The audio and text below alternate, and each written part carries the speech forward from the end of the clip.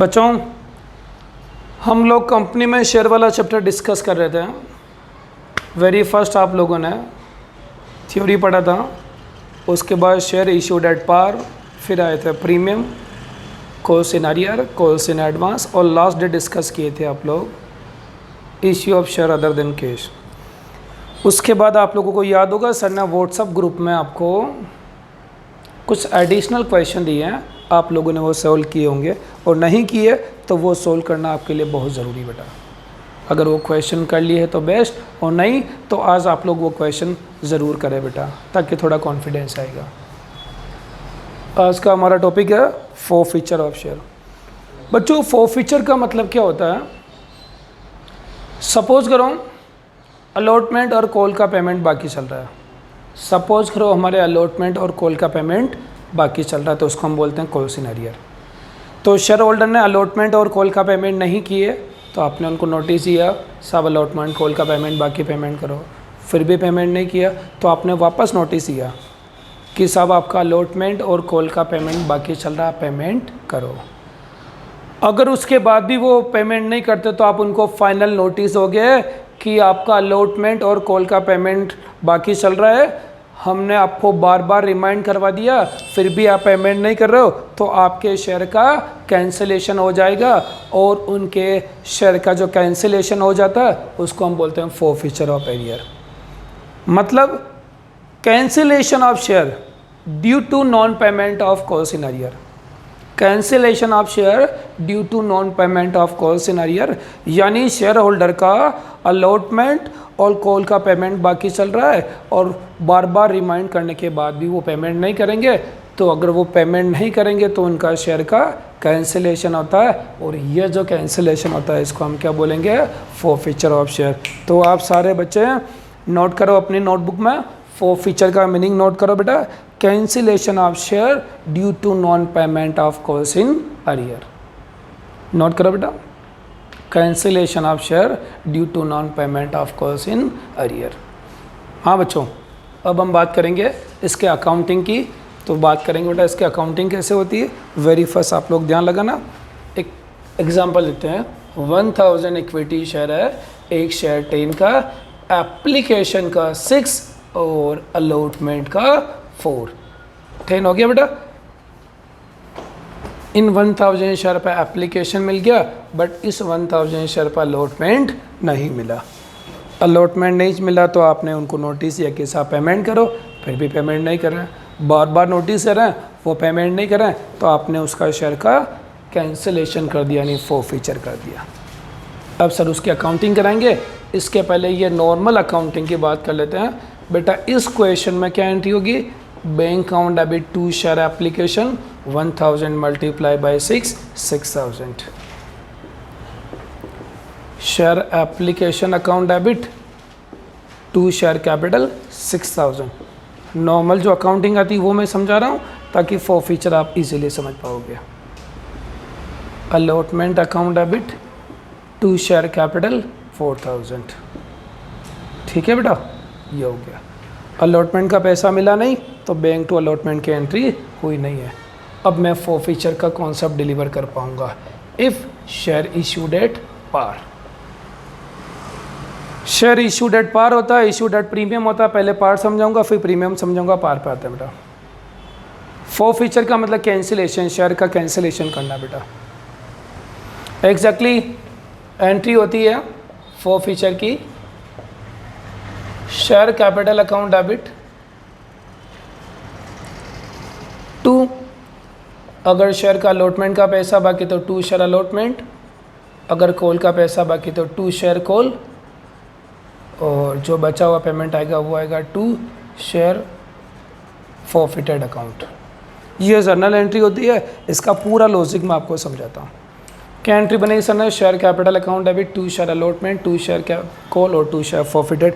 ये एंट्री क्यों बनती है जो समझना, अभी नोट नहीं करना, नोट सबसे लास्ट में करोगे, फिलहाल क्या समझना आपको ना बेटा। बेटा कैंसिलेशन होता है, फोर फीचर का मतलब कैंसिलेशन। कैंसिलेशन की एंट्री ये क्यों बन रही है जो समझा रहा हूँ। ये नॉर्मल एंट्री देखिए आपने, एप्लीकेशन से एप्लीकेशन कैंसिल हो रहा है बेटा, एप्लीकेशन से एप्लीकेशन ऑलरेडी कैंसिल हो रहा है। तो आपके पास कौन सा अकाउंट बच रहा है? एक तो बच रहा कैपिटल है ना बेटा, एक अकाउंट तो कौन सा बच रहा है आपके पास? शेयर कैपिटल अकाउंट बच रहा है। एक कौन सा बच रहा है? अलॉटमेंट बच रहा है। और एक कौन सा बच रहा है? बैंक बच रहा है। एप्लीकेशन से एप्लीकेशन पहले कैंसिल हो चुका है, हमारे पास अकाउंट कौन सा बच रहा है? कैपिटल अकाउंट का बैलेंस बच रहा है, अलॉटमेंट बच रहा है और बैंक बच रहा है। अब फॉरफीचर का मतलब कैंसिलेशन, तो कैंसिलेशन करते हैं। तो ये जो कैपिटल का बैलेंस बच रहा है, तो कैपिटल सर ने CR से क्या कर दिए? DR। भाई कैंसिलेशन करें ना, तो कैंसिलेशन में रिवर्स एंट्रीज होती है। तो मैं आपको समझा रहा हूँ कि ये जो शेयर कैपिटल है ना बेटा, ये शेयर कैपिटल, इस शेयर कैपिटल को हमने CR से क्या कर दिया? DR कर दिया। ठीक है बेटा। और ये जो अलॉटमेंट था ना बेटा, अलॉटमेंट, ये अलॉटमेंट DR से क्या हो गया? CR हो गया। कैपिटल क्रेडिट से क्या हो गया? डेबिट हो गया। अलॉटमेंट डेबिट से क्या हो गया? क्रेडिट हो गया। और तीसरा बैलेंस कौन सा बचा? बैंक। बैंक कभी कैंसिल होता ही नहीं होता। बैंक यानी पैसा मिल गया, जो पेमेंट मिला वो यूटिलाइज हो गया, वो तो कभी कैंसिल होता ही नहीं। तो कैंसिलेशन के लिए अकाउंट कौन सा बच रहा है इस क्वेश्चन में? सर कैपिटल बच रहा है, जिसको आपने क्रेडिट से कर दिया डेबिट। सर अलॉटमेंट बच रहा है, जिसको डेबिट से कर दिया आपने क्रेडिट। तो ये हमारी कैंसिलेशन की एंट्री होती है। क्या एंट्री होती है? Share capital account debit, called up capital. Called up capital पूरा कंसेप्चुअल टॉपिक बेटा, समझना। एंट्री रटते तो सारे बच्चे हैं, आपको समझनी एंट्री कि सर जो कैपिटल हम लोग क्रेडिट करते हैं वो कैंसिलेशन के लिए CR से क्या होती है? DR। और यहाँ कौन सी वैल्यू आती है? Called up capital. Called up capital का मतलब कितनी कैपिटल आपने कॉल की। एप्लीकेशन पे कितना कॉल किया? 6। अलॉटमेंट पे कितना कॉल किया? 4। तो 6 + 4 टोटल कॉल्ड अप कैपिटल कितना है? 10। एक शेयर का करवा रहा हूँ। एप्लीकेशन का 6 रुपीज़ कॉल किया, अलॉटमेंट का 4 रुपीज़ कॉल किया, 6 + 4 टोटल कितना हो गया? 10। एक शेयर का 10, तो 1000 शेयर का 6000 + 4 टोटल कितना? 10000। 1000 शेयर मल्टीप्लाई बाई 10, इसीलिए इनका 10000 आ रहा। तो मैंने लिखा share capital account debit, called up capital कितना है? 10। कैपिटल का वो पार्ट जो अभी तक आपने कॉल कर लिया, वो कॉल्ड अप कैपिटल आपका यहाँ आता है। ठीक बेटा। अब अलॉटमेंट DR से क्या हो गया? CR। ये लिखा मैंने क्वेश्चन एरिया। अलॉटमेंट का पेमेंट बाकी चल रहा तो अलॉटमेंट, और कॉल का पेमेंट बाकी चल रहा तो कॉल। कैपिटल तो क्रेडिट से क्या हो गया बेटा? डेबिट हो गया। अलॉटमेंट डेबिट से क्रेडिट हो गया, क्योंकि अलॉटमेंट का पैसा बाकी था। तो अलॉटमेंट का पेमेंट बाकी चल रहा तो अलॉटमेंट DR से CR हो गया। अगर ऐसे कॉल का पैसा बाकी चल रहा होता तो कॉल भी DR से क्या होगा? CR होगा। तो बेटा शेयर कैपिटल में 10 rupees called up capital, capital का वो पार्ट जो अभी तक आपने कॉल किया, 10 रुपये का शेयर, अगर आपने 10 रुपये कॉल किया तो 10 आ गया। सपोज करो आप ओनली एप्लीकेशन कॉल करते हैं, सपोज करो आप ओनली एप्लीकेशन कॉल करते हैं, अलॉटमेंट कॉल नहीं करते, तो कॉल्ड अप कैपिटल कितनी आती? 6 आती है। तो शेयर कैपिटल अकाउंट डेबिट कौन सा अमाउंट आएगा? कॉल्ड अप कैपिटल आएगा। कैपिटल का वो पार्ट जो अभी तक हमने कॉल किया वो डेबिट आएगा। Share allotment calls in arrear, allotment तभी आएगा अलॉटमेंट का पैसा बाकी चल रहा है, कॉल तब आएगा जब कॉल का पेमेंट बाकी चल रहा है। तो ये तो हो गया कॉल्ड अप, ये हो गया अरियर। तो यहाँ बचा हुआ अमाउंट आएगा टू शेयर फॉरफिटेड अकाउंट। बेटा आपने इस क्वेश्चन में 10 रुपये का शेयर था, 6 रुपये आपने मंगवा लिए, 4 रुपये आपके बाकी, तो टोटल कितना हो गया? 10। आप बोलोगे सर मैंने टोटल कितना अमाउंट कॉल किया? 10 रुपये कॉल किया। सर मेरा अलॉटमेंट का कितना बाकी है? 4। तो 10 - 4 बचा हुआ 6 रुपीज़ कहाँ पे आ गया? बैलेंसिंग फिगर कहाँ पे आ गया? शेयर फॉरफिट में आ गया। क्यों? ये बोल रहा बेटा कि 10 रुपये कॉल किया सर, जिसमें 6 रुपीज़ हमें मिल चुका है और 4 रुपीज़ बाकी चल रहा है। 10 रुपये सर हमने कॉल किया जिसमें 4 रुपीज़ बाकी चल रहा है, तो मिला कितना? 6 रुपीज़। तो 10 रुपये का शेयर था, 4 रुपये नहीं मिला, तो मिला कितना? 6 रुपीज़। जो 6 रुपये आपको मिला है वो आपका प्रॉफिट है, और प्रॉफिट को क्रेडिट करना है शेयर फॉरफिट अकाउंट में। इस शेयर में क्या हुआ कि शेयर का आपने 10 रुपये कॉल किया, 10 रुपये कॉल किया, कितना अमाउंट नहीं मिला? 4 रुपये नहीं मिला, तो आपको मिला कितना? 6 रुपीज़ आपको मिला। 6 रुपीज़ आपके पास पड़ा और आपने शेयर का कैंसिलेशन कर दिया। तो शेयर का कैंसिलेशन किया तो जो 6 रुपये आपको मिला था वो तो आपके पास रहेगा, वो आपको रिफ़ंड नहीं करना। बेटा इस शेयर का आपने कैंसिलेशन कर दिया, कैंसिलेशन किया तो एप्लीकेशन का कितना मिल गया 6, अलॉटमेंट का कितना नहीं मिला 4, टोटल कॉल कितना किया 10 रुपये कॉल किया तो 4 रुपीज़ नहीं मिला तो मिला कितना 6 रुपीज़। 6 रुपीज़ आपके पास पड़ा हुआ, शेयर का कैंसिलेशन हो गया और वो 6 रुपये जो आपके पास पड़ा वापस देने की ज़रूरत नहीं है, तो कंपनी का प्रॉफिट हो गया और प्रॉफिट किस नाम से क्रेडिट कर दिया, शेयर प्रॉफिट के नाम से क्रेडिट कर दिया। तो बेटा ये हमारी 4 फीचर की एंट्री है। ये सर आपको एंट्रीज को वापस समझा रहा है, अभी तक केवल कॉन्सेप्ट डिलीवर करने की बात कर रहे थे, अब ये एंट्री प्रॉपर मैनर से समझना आप लोगों ने बेटा। तो 4 फीचर ऑफ शेयर की एंट्री देखना बेटा ना। 4 feature of share if share issued at par. Journal entry बोलो बेटा, share capital account debit to share allotment. Share capital में कौन सा अमाउंट आएगा बेटा, कॉल्ड अप कैपिटल। कैपिटल का वो पार्ट जो हमने कॉल कर लिया ना, called up capital. To share allotment, अगर अलॉटमेंट का पैसा बाकी चल रहा है तो। टू शेयर कॉल, अगर कॉल का पेमेंट बाकी चल रहा है तो। सेकंड कॉल बाकी है तो 2 share second call. Final call बाकी है तो 2 शेयर फाइनल कॉल। तो यहाँ कौन सा अमाउंट आएगा, जो आपका बाकी चल रहा है। बस ये शेयर का 10 रुपये जो हमने कॉल किया था 10 रुपीज़, ये शेयर का अलॉटमेंट जो 4 रुपीज़ बाकी चल रहा है तो 10 रुपीज़ कॉल किया, 4 बाकी है तो सर 6 रुपये मिल गए। जो 6 रुपीज़ आपका मिला था वो आपका प्रॉफिट है, वो आपको रिफंड नहीं करना और प्रॉफिट को क्रेडिट करना। किस नाम से क्रेडिट करना, शेयर प्रॉफिट के नाम से क्रेडिट करना। तो 4 फीचर की एंट्री क्या हो गई, share capital account debit, 2 share allotment, 2 share call और 2 शेयर प्रॉफिटेड। कैपिटल में कौन सा अमाउंट आएगा, कॉल्ड अप कैपिटल। अलॉटमेंट और कॉल में कौन सा अमाउंट आएगा, जो पेमेंट आपका बाकी चल रहा है। तो called up minus arrear paid up. Paid up का मतलब जो अमाउंट मिल गया है वो कंपनी अपने पास ही रखती है, कंपनी को रिफंड नहीं करना, तो कंपनी के लिए प्रॉफिट है और प्रॉफिट को सीआर करना। और किस नाम से सीआर करना, प्रॉफिट के नाम से। तो जब कंपनी शेयर को फॉरफिट करती है, शेयर को कैंसिलेशन करती है, उस टाइम जो पेमेंट कंपनी को मिल चुका होता है वो कंपनी अपने पास रखती है, अपने फॉरफिटेड अकाउंट में क्रेडिट कर देती है। वो कंपनी के लिए प्रॉफिट रहता है बेटा। अब बात करूंगा मैं शेयर इशूड एट प्रीमियम। जो एंट्री पार की होती है वही बेसिक एंट्री प्रीमियम की as it is entry copy कर रहा हूँ मैं। देखो बेटा सेम एंट्री कॉपी कर रहा हूँ। Share capital account debit, 2 share allotment, 2 share call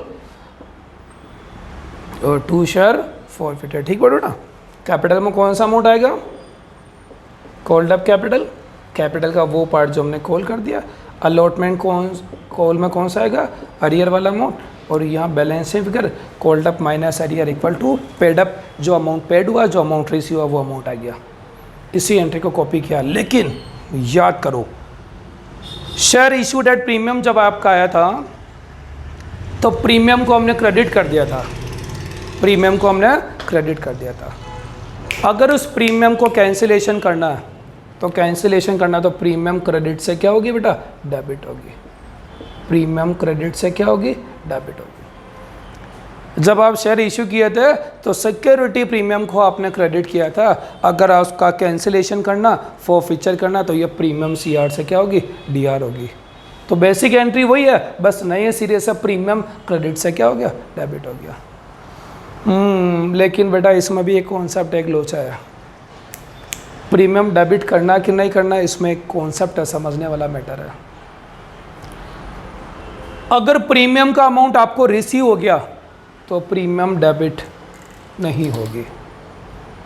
अगर प्रीमियम आपको रिसीव हो चुका है तो प्रीमियम डेबिट नहीं होगा। बस यही एंट्री चलेगी। और अगर प्रीमियम रिसीव नहीं हो रहा है तो प्रीमियम क्रेडिट से क्या हो जाएगा, डेबिट हो जाएगा। अगर प्रीमियम आपको रिसीव नहीं हो रहा है तो प्रीमियम डेबिट क्रेडिट से डेबिट होगा। इफ प्रीमियम नॉट रिसीव्ड, यह लैंग्वेज है बेटा। प्रीमियम में मैं कंडीशन डाल रहा हूँ। अगर प्रीमियम रिसीव्ड हो गया तो प्रीमियम डेबिट नहीं होगी, नॉर्मल एंट्री ये की एंट्री कॉपी हो जाएगी। और अगर प्रीमियम रिसीव्ड नहीं हो रहा है तो प्रीमियम कैंसिलेशन के लिए सीआर से क्या होगी, डीआर। मतलब प्रीमियम तभी डेबिट होगी जब प्रीमियम रिसीव नहीं होगी। अब आप बोलो बात समझ में आ गई, लेकिन सर कैसे मालूम पड़ेगा प्रीमियम मिली कि नहीं मिली? तो सुनो, प्रीमियम अलॉटमेंट के साथ है, अलॉटमेंट मिल गया, प्रीमियम मिल गया, तो प्रीमियम को डेबिट नहीं करना।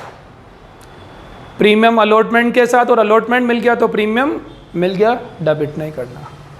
प्रीमियम अलॉटमेंट के साथ और अलॉटमेंट नहीं मिला, अगर प्रीमियम अलॉटमेंट के साथ और अलॉटमेंट नहीं मिला, अलॉटमेंट नहीं मिला तो प्रीमियम नहीं मिला, नहीं मिला तो डेबिट करो।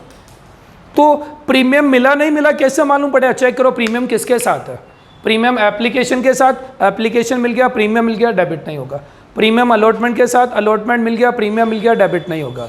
प्रीमियम कॉल के साथ, कॉल नहीं मिला, कॉल नहीं मिला, प्रीमियम नहीं मिला तो डेबिट होगा।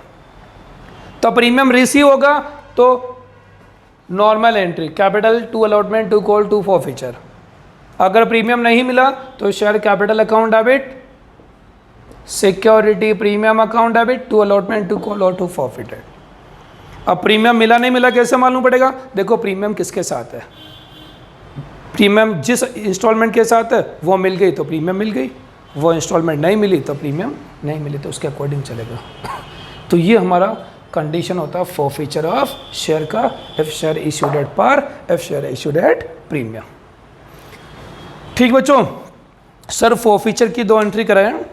If share issued at par की एंट्री बनाओगे, बोलो सर के साथ, share capital account debit, called up capital, to share allotment, to share call, calls in arrear, called up minus arrear equal to paid up. Share issued at premium, capital account debit, premium account debit, to allotment, to call और to share forfeiture.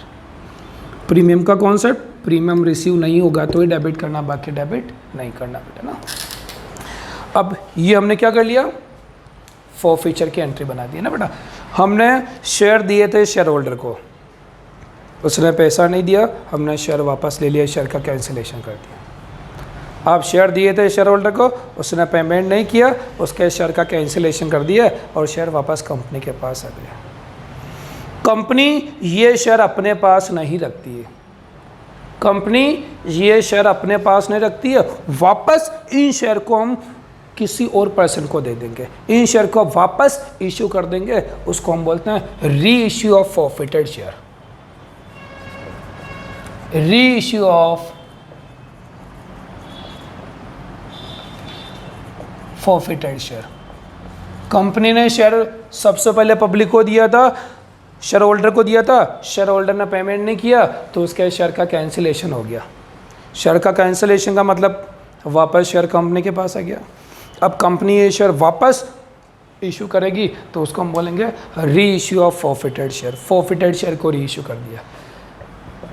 If share reissued at par, par पे दिया बेटा तो entry होगी bank to application, application account debit to share capital. जब company share reissue करती बेटा तो री इशू में एप्लीकेशन, अलॉटमेंट, कॉल ऐसे इंस्टॉलमेंट नहीं होती।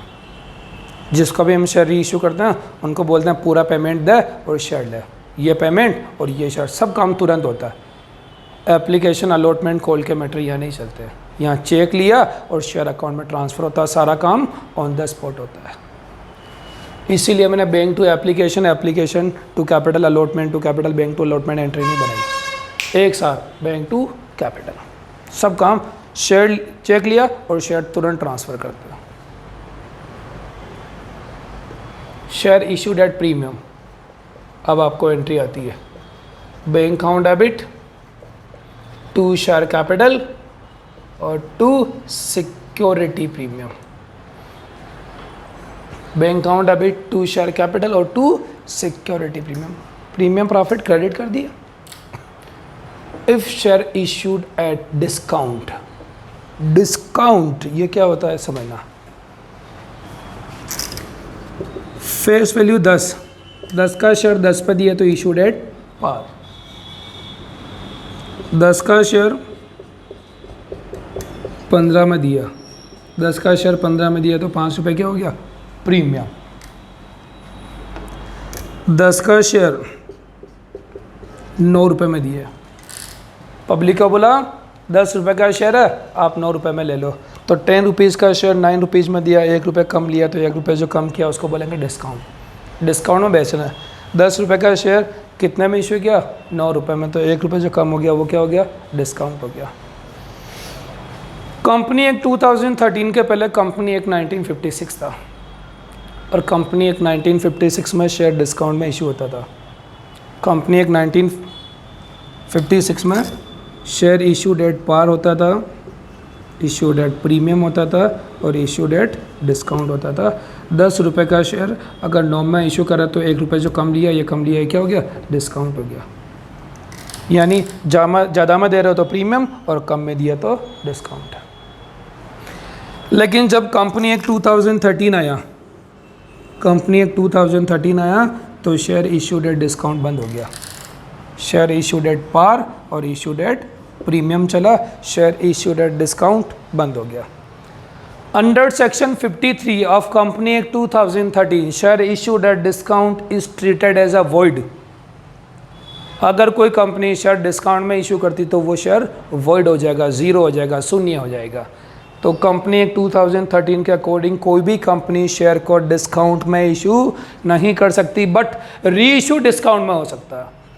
री इशू को डिस्काउंट में दे सकते हैं। शेयर इश्यूड एट डिस्काउंट नहीं होगा, बट री इशूड एट डिस्काउंट हो सकता है ना बेटा। तो सर बात करेंगे share reissued at discount. 10 रुपये का शेयर कितने में दिया है, 9 रुपये में। Bank account debit, discount account debit to share capital. 10 का शेयर 10 में दिया तो पार, 10 का शेयर 15 में दिया तो प्रीमियम, और 10 का शेयर 9 में दिया तो डिस्काउंट। री इशूड एट डिस्काउंट होता है, इशूड एट डिस्काउंट कभी नहीं होता है।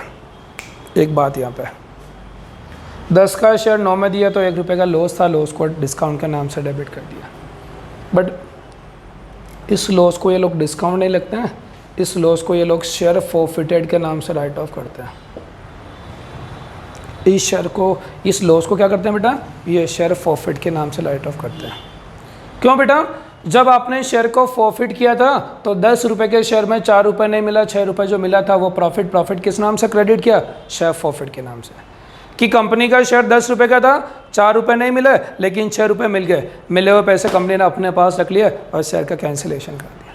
तो 6 रुपये कंपनी के पास पड़ा था, कंपनी का प्रॉफिट हो गया। किस नाम से प्रॉफिट हुआ, शेयर प्रॉफिट।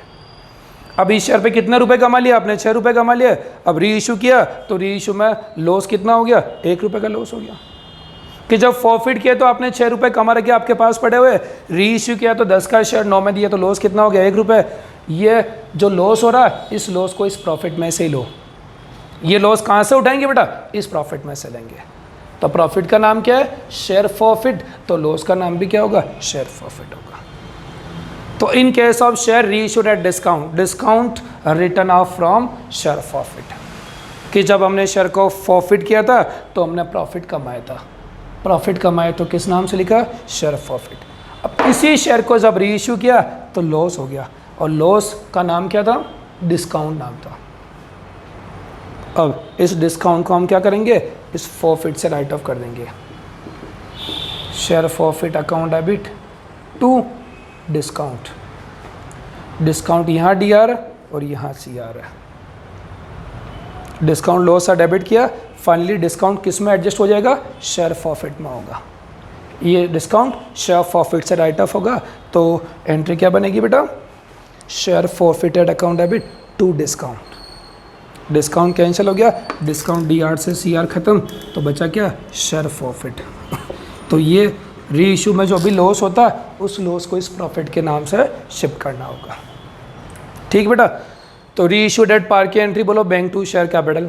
री इशूड एट प्रीमियम की एंट्री बोलो, bank share capital to security premium. Reissued at discount की एंट्री बोलो, बैंक अकाउंट डेबिट, डिस्काउंट नहीं, डिस्काउंट कहाँ चला गया, प्रॉफिट में। तो bank account debit, share profit account debit to share capital. Forfeiture complete, reissue complete. अब बात करेंगे बैलेंस ऑफ शेयर फॉरफिटेड। एक बार इसके पहले और समझा देता हूँ, एक बार सर के साथ जल्दी से फॉरफीचर की एंट्री बोला बेटा। If share forfeited at par entry बोलो, share capital account debit to share allotment to share call और टू शेयर फॉरफिटेड, है ना बेटा। कैपिटल में कौन सी वैल्यू आएगी, called up capital. Allotment call अगर पैसा बाकी चल रहा तो called up minus arrear paid up amount, जो पैसा मिला है वो हमारा प्रॉफिट और प्रॉफिट शेयर प्रॉफिट अकाउंट में आ जाएगा। यहाँ कॉल्ड अप आएगा, यहाँ अरियर आएगा, called up minus arrear paid up यानी रिसीव्ड अमाउंट का हमारा प्रॉफिट में आ गया। प्रीमियम वाला केस तो capital account debit, premium account debit to allotment to call to share forfeited. But premium में क्या करना, प्रीमियम रिसीव होगा तो डेबिट नहीं करना और रिसीव नहीं होगा तो डेबिट करना। ये प्रीमियम नॉट रिसीव। कैसे मालूम पड़ेगा प्रीमियम मिला नहीं मिला? सर देखो प्रीमियम का है, प्रीमियम जिस इंस्टॉलमेंट के साथ वो इंस्टॉलमेंट मिल गया, प्रीमियम मिल गया, और वो इंस्टॉलमेंट नहीं मिला, प्रीमियम नहीं मिला। फॉरफीचर शेयर को हमने पब्लिक को वापस दिया तो री इशू हो गया। If reissued at par bank to share capital, reissued at premium bank share capital to security premium, reissued at discount bank account debit share forfeiture account debit to share capital. कभी कभार ये पूछ लेते हैं sir company maximum discount कितना दे सकती है, maximum discount कितना दे सकते हैं? एग्जाम में क्वेश्चन आता है सर रीइशू में मैक्सिमम डिस्काउंट आप कितना दे सकते हो, तो आप क्या बोलोगे? सर जितना हमारा प्रॉफिट उतना डिस्काउंट दे सकते हैं। प्रॉफिट कितना आपका? 6 रुपये। भाई जब शेयर को फॉरफिट किया ना तो जितना भी प्रॉफिट हो रहा है वो फॉरफिट में लिख दिया, तो फॉरफिटेड का जितना बैलेंस है, फॉरफिटेड का जितना बैलेंस है उतना मैक्सिमम डिस्काउंट हो सकता है। एग्जाम का बहुत important question, maximum discount on reissue of share. Sir री इशू में मैक्सिमम डिस्काउंट कितना दे सकते हो? तो सर जितना फॉरफिट का बैलेंस होगा, फॉरफिट का बैलेंस कितना 6, तो मैक्सिमम डिस्काउंट भी कितना हो जाएगा 6। शेयर 10 रुपये का, मैक्सिमम डिस्काउंट 6, तो आप शेयर कितना में इशू कर सकते हैं? 4 रुपीज़ में इशू कर सकते हैं। तो अगर एग्जाम में क्वेश्चन आए maximum discount on reissue of share, तो आप क्या बोलोगे? Balance of share forfeited.